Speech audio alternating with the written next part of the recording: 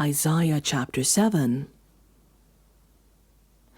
When Ahaz, son of Jotham, the son of Uzziah, was king of Judah, King Rezin of Aram and Pekah, son of Remaliah, king of Israel, marched up to fight against Jerusalem, but they could not overpower it.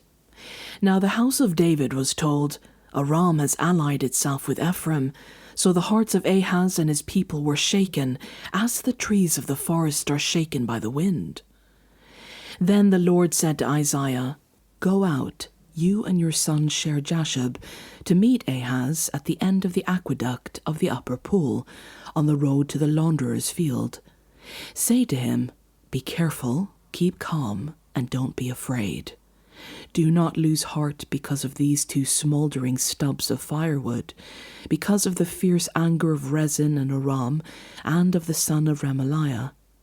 Aram, Ephraim, and Remaliah's son have plotted your ruin, saying, Let us invade Judah, let us tear it apart and divide it among ourselves, and make the son of Tabeel king over it. Yes, this is what the sovereign Lord says.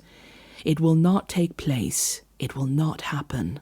For the head of Aram is Damascus, and the head of Damascus is only Rezin. Within 65 years, Ephraim will too be shattered to be a people. The head of Ephraim is Samaria, and the head of Samaria is only Remaliah's son. If you do not stand firm in faith, you will not stand at all. Again the Lord spoke to Ahaz, Ask the Lord your God for a sign, whether in the deepest depths or in the highest heights. But Ahaz said, I will not ask, I will not put the Lord to the test. Then Isaiah said, Hear now, you house of David, is it not enough to try the patience of humans? Will ye try the patience of my God also? Therefore the Lord himself will give you a sign. The virgin will conceive and give birth to a son, and will call him Emmanuel. He will be eating curds and honey when he knows enough to reject the wrong and choose the right. For before the boy knows enough to reject the wrong and choose the right, the land of the two kings you dread will be laid waste. The Lord will bring on you and on your people, and on the house of your father, a time unlike any since Ephraim broke away from Judah. He will bring the king of Assyria.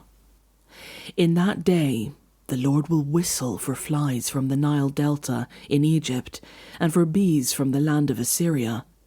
They will all come and settle in the steep ravines, and in the crevices in the rocks, on all the thorn bushes, and at all the water holes.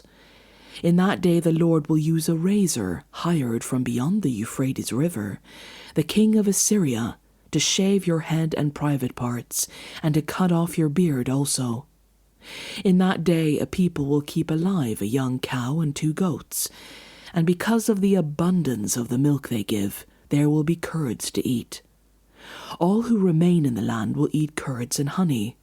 In that day, in every place where there were 1,000 vines worth 1,000 silver shekels, there will only be briars and thorns. Hunters will go there with bow and arrow, for the land will be covered with briars and thorns. As for all the hills once cultivated by the hoe, you will no longer go there for fear of the briars and thorns. They will become places where cattle are turned loose and where sheep run.